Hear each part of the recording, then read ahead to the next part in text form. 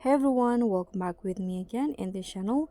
On today's tutorial, I'm going to show you how you can enhance voice and remove background noise from your videos in CapCut.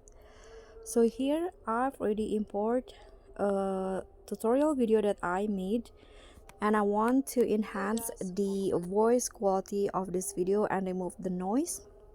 So if you want to do the same, just follow the steps. First, after you add your video, click on it on the timeline here, find the enhance voice option, and you can just enable this feature first. So by using the enhance voice, you can automatically remove echoes, popping sounds, mouth clicks, and other noises, and also enhance voices to the studio quality.